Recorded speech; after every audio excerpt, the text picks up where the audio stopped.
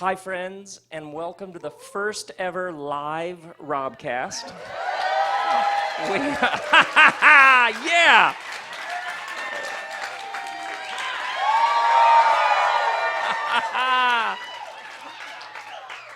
So wherever you are in the world listening to this, whatever month or day it is, there's a group of us here at the Improv in West Hollywood, California, people from all over.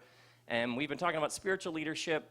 And you know, sometimes on the RobCast, I'm looking like up at the ceiling instead of you all in some weird way, like I'm doing a podcast. But you know what I mean? Why the ceiling?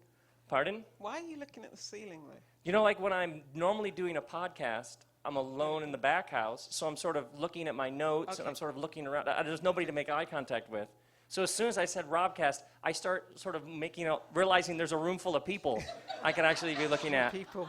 An auspicious beginning. So I have with me here Jill Rowe, all the way from London. Are you long-time London? 19 years London.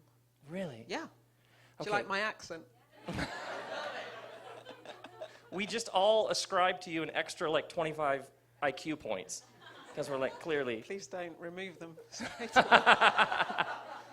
And we've known each other for a while, and seeing what Jill and the people that she works with do, it's been so inspiring and centering, and you all have shown me so much about what we're doing here, what we're in the world in a larger sense through what you're doing. So let's start. You work with Oasis Charity Trust. What do you call it? We just say Oasis, but it's a charity, but we talk about it as a movement, a family, an organization. And you interviewed Steve Chalk. Yeah. He was the founder of Yeah, Oasis. a while ago, Steve Chalk was on the RobCast. I was like, we have to get Jill on here. So the British government gives Oasis failing public schools that are essentially falling apart. Yeah. So we have a school system where just as you have school boards who are responsible for the schools in the UK, the local authorities are responsible for the schools. But where a school is failing, it is taken out of local authority provision, and a number of other organisations are invited to take those schools on. And we are one of those organisations. When did you first take over a school? Oh gosh, it's about 8 years ago. So now we have 48 schools. So there's a group of teachers who work in this school. They're told this school is being given to Oasis, not the band. Yes, not the band. And then you and Steve, the founder of Oasis, Yep. you go into a room full of teachers who don't know whether they're going to lose their job, whether the school's being shuttered, what's happening. Yeah.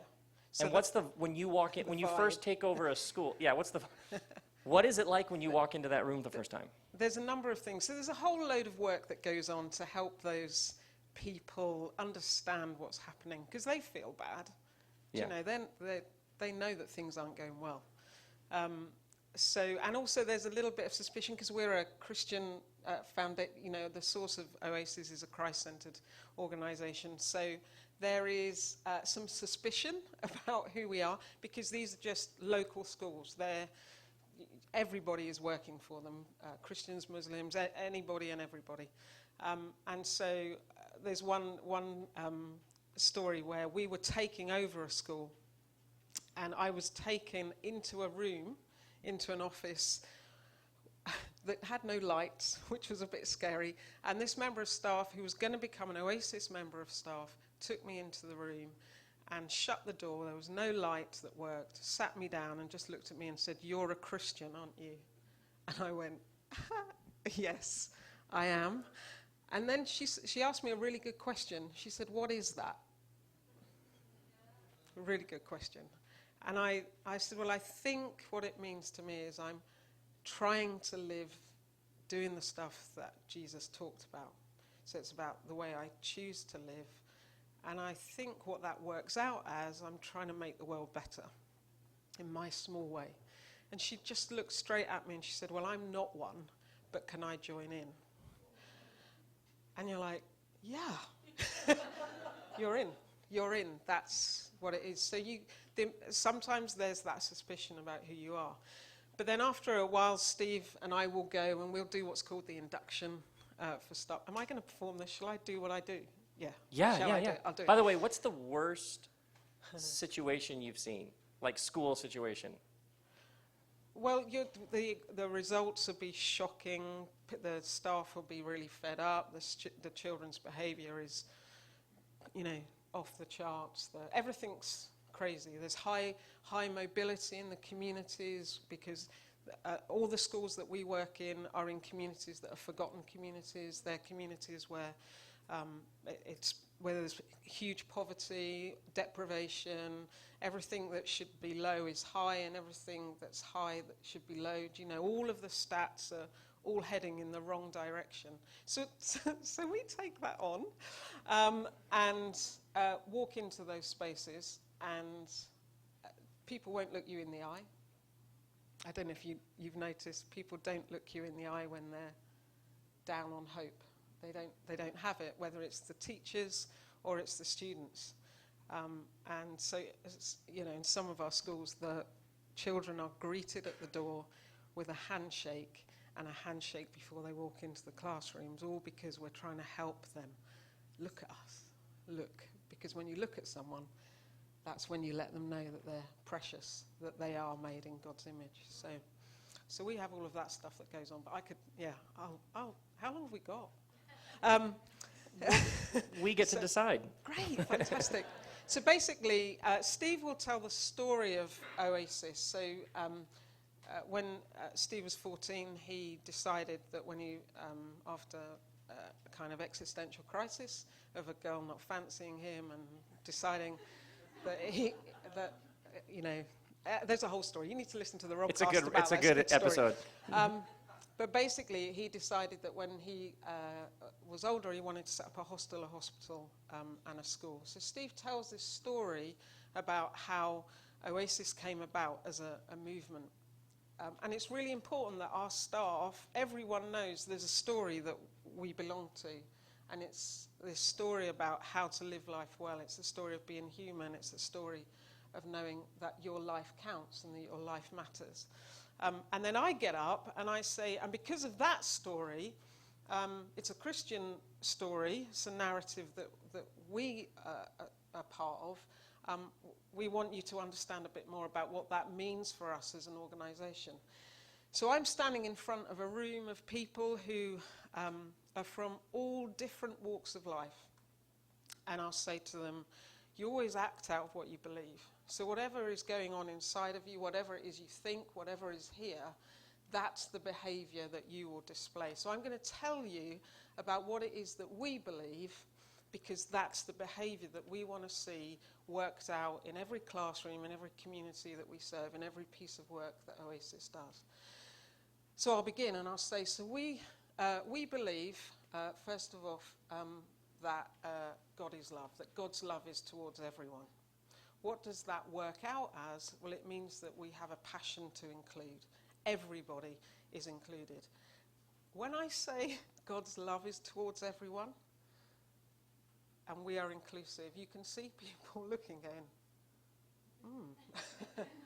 I'd heard different stuff. That there are people who aren't included. Does the room tilt or warm or whatever, so just with that? Yeah, so I see people, I see their eyebrows go, I see them, oh, that's different. And I've only done that bit. So I haven't done that bit. Do you know, that's the start. And then I say, the second thing, by the way, we'll never impose that belief on you.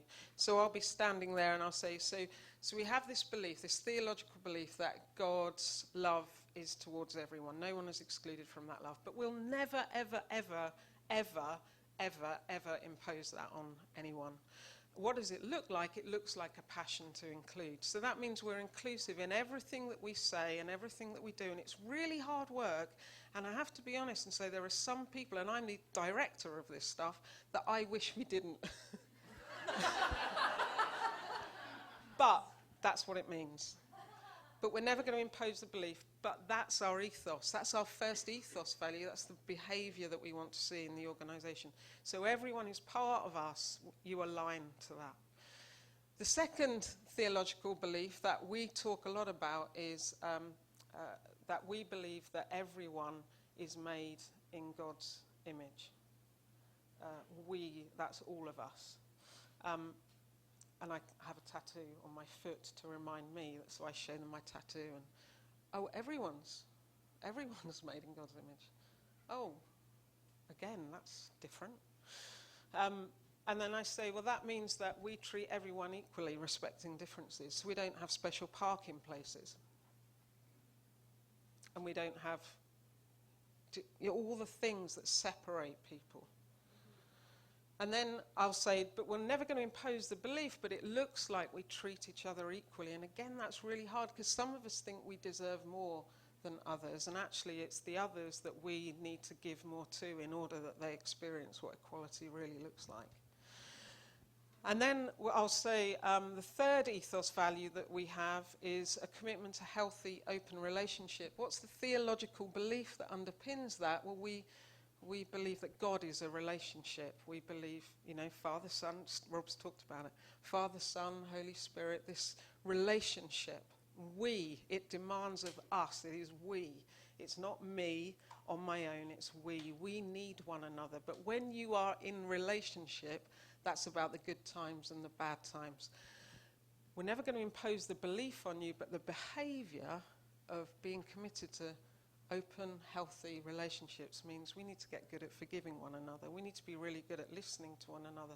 We need to be all of these things. Never going to impose the belief, but we commit ourselves to this way of behaving.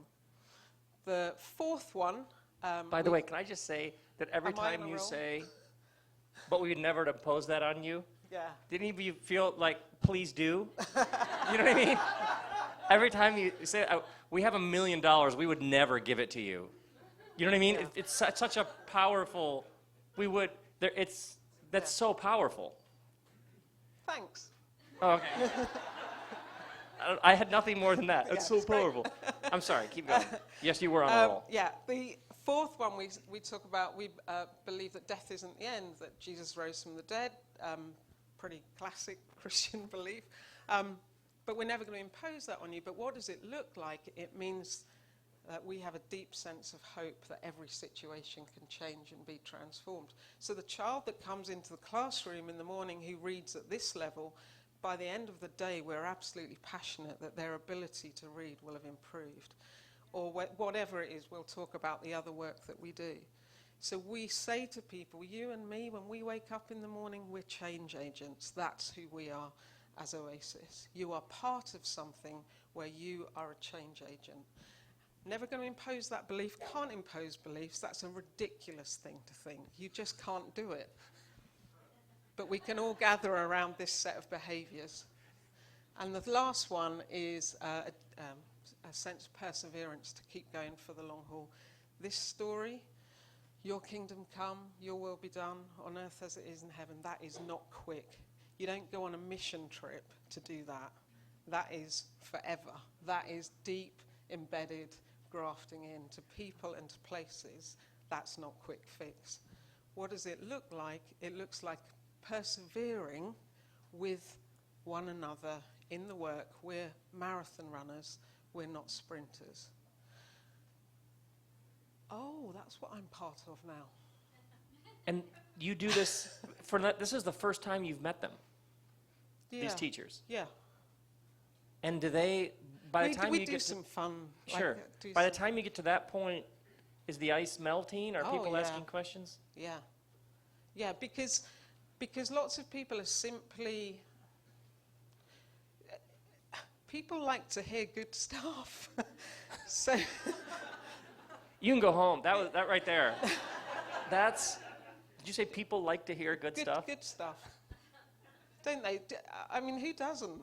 So if you've been in a community where things have been going bad, or all you get is criticism from the powers that be, or you're working every hour that God sends, and you're just not seeing it, and someone comes along and says, hey, we're with you now, that is a hope-bringing thing for people, isn't it?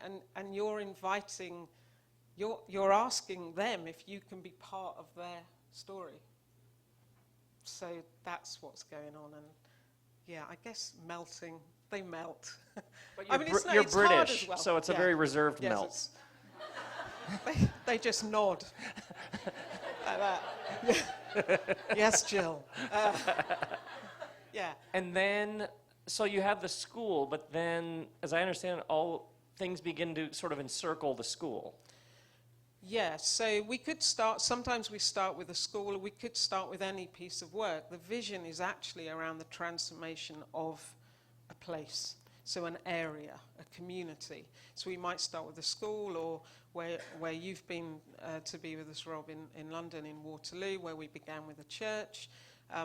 The idea is to create what we call an Oasis hub, where we develop a Christ-centered gathered community at the heart of the work, but there will be a school, farm, debt advice, sports, health, housing. Whoa. Let's start with farm. Why a farm? Because there's a farm in London, right? Near Parliament? It's just over the river from Parliament, between St Thomas's and where our office base is. Because why not? Why not? Why, when I remember the manager of the farm that we run there, she was just setting up all the big planting pots, huge planting pots, and some of the children from one of our schools, the high school, you guys call it, they were coming to help, and they spent, she just watched them, they spent 15 minutes with their hands in the soil, because they'd never touched soil. That's why. Because why not? Why is it that only some people get that? Why can't everyone have that? That's the job of church, isn't it? Is to bring that. So, and then tell me about the So debt. that's integrated with the schools. So the schools, the farm, so we've got aquaponics, the children are learning about animals to their plates. Sorry if anyone's a vegetarian. We love everybody. We're inclusive. We are inclusive. Everybody belongs. All in. Yes, so the children, they look after the animals. They learn all of the processes around that. We've got some lambs just got born last week on the farm. We've got piglets. We've rescued chickens. You're now saving chickens. We've got rescued chickens. I love that. We freed the chickens. We've got aquaponics. There's all this stuff that we're planting, and the food. Some of the food that we grow is used to develop community meals. So we've got some people who use the stuff that we grow to have community meals where people can just come in, and we've got relationship with a fancy posh market down the road, and they give us stuff, and we make community meals for people to come and join. Yeah. And then I remember there's some debt reduction. Yeah. We run a debt advice service. So we train people from within our community to become debt advisors. So I'm not quite sure how much debt it is we carry. It's just north of 500,000, I think, of people in that community. Because where there's deprivation, there's often significant debt because they can't access cheap loans, etc. So they go to payday loan sharks and all of that stuff. So what we do is we help them, we scaffold them out of their debt. Yeah. And you've done this, how many of these hubs? So we've got, I think it's 48 schools in the UK, but that equates to about 35 locations. And they're all at different phases. So if you were to come to some of them, you might see a school and one other thing. If you were to come to some of them, you'd see a whole lot more stuff going on because it takes time. It's not a quick fix. And everyone wants the quick fix. And everyone comes to us and is like, wow! And you're like, 13 years. Yeah. And that sounds like that's a big theme. And it's obviously a central value. Yeah. Is this will take a while. Yeah.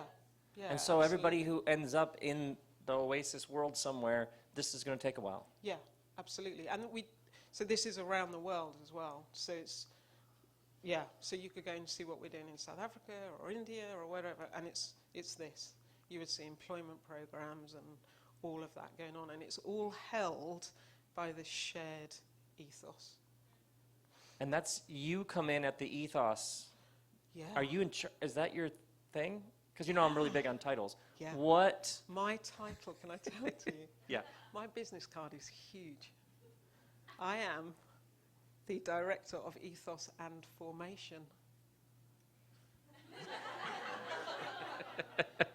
The Director of Ethos and Formation.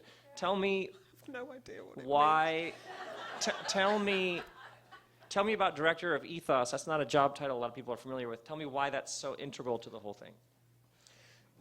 Because someone has to wake up in the morning and think about the soul and the heart of who you are. And when you're really busy doing everything, you can lose that. And we are very inclusive. So we have everybody working for us because that's the way we want it to be. But we want to be the people who are aligned to who we say we are. So we say we're inclusive. We say we treat everybody equally. We say that we're committed to relationships. We say these things. The only way that is going to be true is if we become those things. So that's the formation piece. So ethos, this is the way we behave. Formation, this is how we become those people. So that's what I do on a Monday. It's almost like, how many people worldwide? Well, there's around 25,000 staff in the UK. No, there's not. That's ridiculous, what I just said. There's around 5,000 staff in the UK, and then, I don't know, another, 1,000, 1,500, something like that, elsewhere. Yeah. How do you keep your mind, that's a massive scale. How do you keep all of that in perspective? How do you know where to go? Do you drive all around England and see the different hubs? Yeah, but you can't do that. Because you'll burn out. If I did that every week, I'd be dead. Yeah. It's just impossible. So it's a role where you influence. So my job is to develop resources and materials and create spaces and opportunities where people can enter into understanding those things. So I spend a lot of time writing or training or speaking or teaching into the organisation. I might sit in particular meetings and be is this us? Is this us? Is it, asking those questions. And then sometimes I have the absolute joy of going to be with some of our students or some of our young people in our housing projects, or I might end up speaking to one of our boards about their responsibilities around this stuff as well. So I never have 2 days ever the same. We opened a safe house the other day, by the way. I didn't tell you that. What's a safe house? Yeah, so for children from the Calais jungle, the refugees, Steve got a call. Got a call on the Wednesday. We opened it on the Friday. A lot of Oasis stories I've noticed are, we got a call. Yeah. Yeah, but you got to do it. Why not? Well, the widow, the orphan, the refugee. So the call was what? Can you open a safe house? Was it any more detail, any more shape or form, or like what? Some, not a huge amount, because you've probably caught it in the news. It's kind of an ongoing thing. Yeah, but now we have a safe house, and it's fantastic, and they are wonderful young people. How do you all, how do you not, with all the needs in the world, how are you not splintered in 20,000 directions? Because I assume people would be calling you every day, like, with another crisis need, safe house request. Yeah, and I think that's a real tension. But Steve, as the founder of the organisation, is very focused on you know you've got to try things, because some of those things will come good, and that's who he is. So it's really important that Steve does that, and then the role of the rest of us in the organisation is to work out how we make that happen. So this he's being him.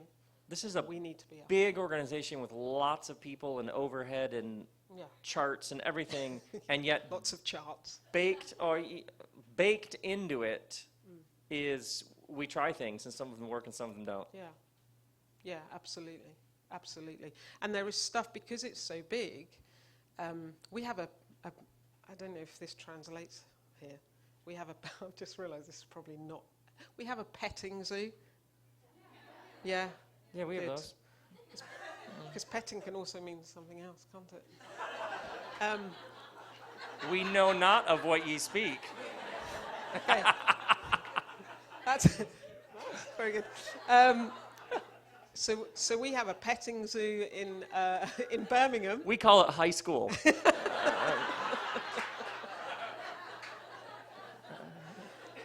So one of our schools in Birmingham, one of our hub locations there, just absolutely wonderful. I mean, all our staff are just stunning. They're relentless in their love for who we work amongst and who we serve. But the children in that particular location, it became a feature place of a TV program. Where they were basically saying that these people are rubbish, and these people in this community were terrible. The people in this TV program was presenting, it was almost like presenting these wonderful people as a freak show, and it becomes something that everyone watches. And we took over the school the day that was aired, and that principal and the wonderful staff that we've put in, our hub leader and everything, just developed a whole range of crazy activities that have just literally sprung up from opportunity, that they've just said, these kids need to know how to care. So they've actually got, not llamas, what are they? What's the opposite? Not alpacas. We've got alpacas that live in their back garden. And sheep. And we've got, chinchillas, we've got all of this stuff, and it's all just part of this thing to help these children become their best. And that's just one of the things. We've developed a cooking school in that community, where the mums who are really, really good at teaching, at cooking curry, are teaching others how to cook curry. And it's really good. But then they go to other places, and these are women who perhaps haven't had confidence, may not be brilliant at speaking English, maybe all of those things. They are learning how to become their best selves, and they're doing it by using what they are in order to help others discover new stuff about themselves as well. I've been struck with the people you work with, the Oasis person. Like, I can now, I feel like, spot them when they walk up to say hi. There's like a clear-eyed, like, limber, but like really focused. And they generally seem to be people of high competency who could be making $1 cajillion elsewhere, but who are like, no, this is what we're doing. And I think what calls it, so we feel a really strong sense to this vision of everyone reaching their God-given potential, everyone's in, the world needs to be, we need to play our part in making things better. So let's just get on with it and stop talking about it. I've noticed that the Oasis culture doesn't have a lot of time for church culture. Is that safe to say? Look at that. Look at you and I smiling when I say that. I've just noticed this is what we're doing. Everybody's invited. Enough of Yeah. that nonsense kind of attitude in the plate, like a really positive, we have stuff to do. Yeah, because you can end up spending your time talking about things that are pointless, aren't they? They are ridiculous conversations. Sorry. Oh, don't apologize. That was like a... So for us, it's like it's just not the important thing. It's just not the important thing. There is work to be done. We need to be and become our best, and we don't want to get distracted into what is actually can be a very cliquey conversation that actually doesn't change anything in the end, and it's often, I would argue, a conversation about my beliefs are better than your beliefs, debates, rather than Jesus was pretty clear, wasn't he? Love God, love others as you love yourself. So I guess that's it, you know. So go do it. So all of that. I mean, Steve's got into bother with, you and Steve, and a number of others. You've got into trouble for various things, but in a way, what that does is it frees you, because you're free to be what you are. You're free to do the things that really count. Just get on with it. It's really deep, that, wasn't it? Just Actually, get it on was. with it. How do you, what rhythms and rituals do you have? Because you've been in this a while. Yeah, 19 years. What have you built into your life for this kind of work? Yeah. I'm quite an introvert. And so I really appreciate alone time. And personally, we are talking personally, aren't we? Yeah. So I deliberately will take myself out of the mix in order to recover or re-energize. I deliberately have reading stuff that I do. I'm a rubbish jogger, but I like to do that. I like to... A rubbish jogger. That is a t-shirt Yeah, I'm a rubbish jogger. to wear when you're out jogging. Yeah, I am a Rubbish jogger. jogger. But I like being out there. So I was in Laguna Beach the other day, and I was just running along the road and then back along the beach. And I was just... doing stuff like that's really good, just being out, which is interesting in London because it's sort of quite dense, and I just chat things through with God a fair amount. I journal, just write stuff down. You've been quite helpful, actually, some of those few books that you've written. Yeah, and I have intentional breaks. I go away.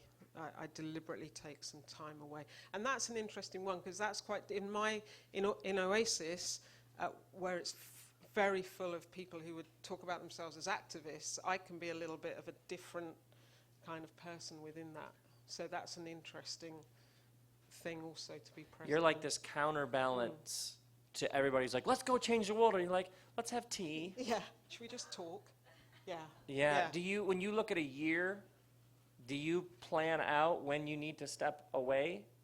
Is that something like on the fly, like, wow, I really need this now? Or is it something when you look at a year, I'm going to need after that to go away? Yeah, I've learned probably in the last, particularly in the last 3 or 4 years, that there are that moment in the year, I need to go. I just need, even if it's a weekend, I just need to go and be somewhere different. I also find, this is terrible, because it's only people with money can do this, can't they? But I also find that I need to actually be out of the UK. Oh, yeah. There's a thing in my head that if I'm there, then You're on. I'm on. I find it more difficult to switch off from everything. So even if it's a 2-hour flight away, I go. there's something in your psyche about geography Yeah. that I go this far away and it doesn't do it. I go Yeah, this that's- far and then I'm away done. and I get the thing I Yeah, need. completely different. I walk, I take my books with me, I have my journal with me. I'm good. I'm buzzing when I'm doing that. Yeah. Oh, wow. Yeah. Okay, and let's talk about a couple more things. And that will you do some questions, by the way? I'd love to.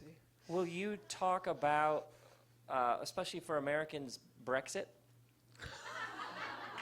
and the surprise and the and even we were talking about the spiritual dimensions of Brexit, in a sense, and how you see it. Yeah, so that was a shock. And it was a shock because I'm assuming, no, I shouldn't assume.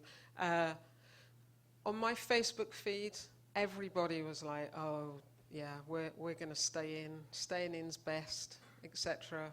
But of course, they're all people who think the same as you because they're on your feed. So you're seeing, so basically you're just seeing your mirror.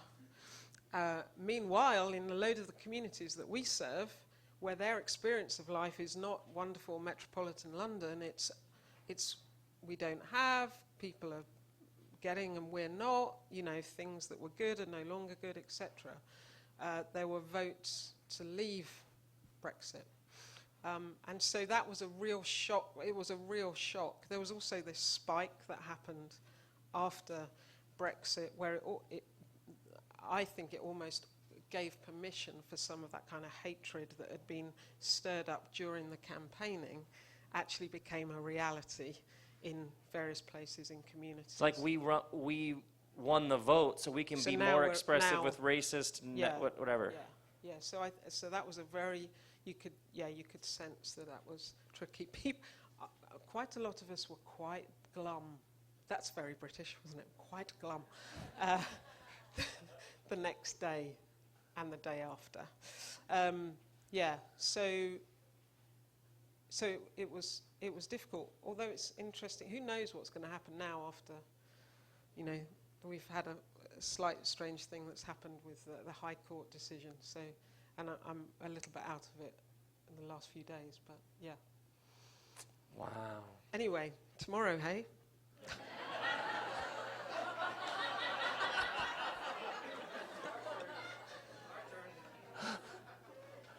Oh God! I think it's really interesting when we were talking earlier about Brexit, how you were saying how you can easily live in a world of your own making, and there's a number of people who the system is not working for them. Yeah, the disempowered, disaffected. Yeah, and when you feel like that, I think it's easy to make enemies of people. So, and yeah, because they may have what it is you want, and the only way you can make sense of that is to make them someone you don't like. Whereas actually the real solution is you're all in this. We're all, it's together we work it out. And I was saying to Rob and Kristen earlier that really it needs a whole new system. Politics needs a whole completely different system everywhere. Yeah. You are so inspiring. You really are. It's really great. What's next for Oasis, or what do you see? More? Yeah. Yeah. What's the idea? What's the idea that you all are cooking on right now? Well, Safe Houses this week. Yeah, this week. Who knows? I've been away for 4 days. It could be anything. The refugee crisis and what that has, there is an incredible opportunity for the church to really be the church. And we're up for that, and we're in for that, so it's exciting. I'm inspired by watching what Steve is doing and how that's working for us. Who knows? I have no idea where that will go, but it will go somewhere because there are millions of refugees. We have a guy. I find it hard to talk about the people that work in Oasis as colleagues, but because we talk about one another as friends. There's a guy who lived just north of Aleppo.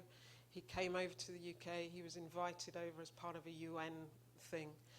And he is a wonderful, wonderful guy. He's actually a trained, he's a pediatric doctor, but he trained in Arabic, so of course that's no use in the UK. Crazy. Anyway, he's now working for us in our school as a learning assistant, which is wonderful. And but in his process of coming from Syria to the UK, he spent time in refugee camps as part of his journey, and listened to the stories of the young people who were coming. So at the moment in our Waterloo hub, we have an exhibition of photos that he took of the children sharing their stories. So there's quotes from these kids, and you can't watch it without weeping. You can't look at it without weeping. It's too much. You know, one of the children that was in the safe house just said it's the first time ever in all these months that he'd felt at home and safe. That no 16-year-old should say that. So we've got to do it. Okay, one last question before they ask questions.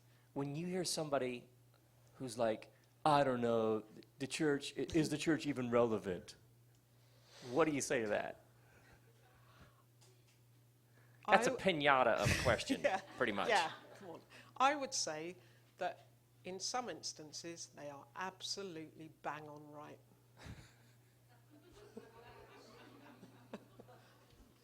Yeah, so if church is an event that happens on a Sunday or Saturday, take your pick, if it's an event that happens on a Sunday where you're worried about what the sermon is like, how cool the band are, and have you got enough parking places, that is not church and that is irrelevant.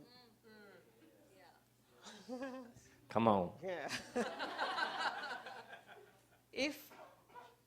So it is unusual for people to say Oasis are irrelevant. Steve always says, you know, you can tell whether a church is relevant or not by, if you weren't there, would it make any difference to the community? And if what you're about is a Sunday event, you are a problem because people can't get around because you're creating traffic jams and everything on a Sunday. That is not a contribution. That is not the role of the church. That is just a pain to the community. The community has people in it who want to serve, who may be broken, who are carrying debt, whose marriages, there's domestic violence, there's children not gaining the potential that they should, there's things that are wrong, there's human trafficking, and we're worried about service. And so if they're saying that, I think they're right. But if the church is doing those things, I don't think people would ever say that's irrelevant. Thank you, Jill Rowe. Oh.